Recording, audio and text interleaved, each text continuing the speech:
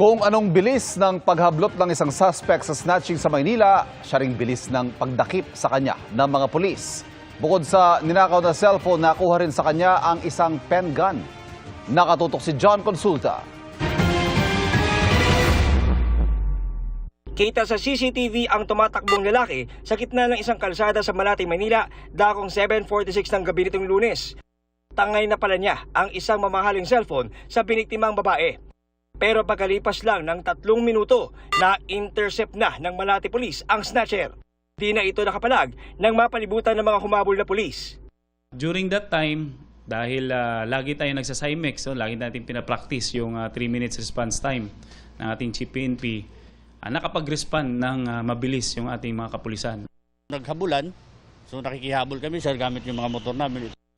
Inabutan namin sa may kalye ng Muñoz, corner Pio Campo sir. So doon namin siya nahuli.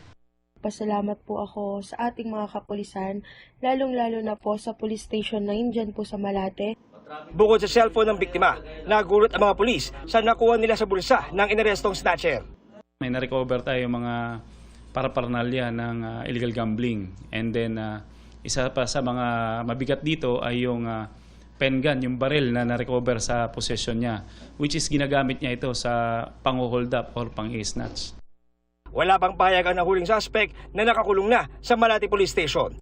Para sa GMA Integrated News, John Consulta, nakatutok, 24 oras.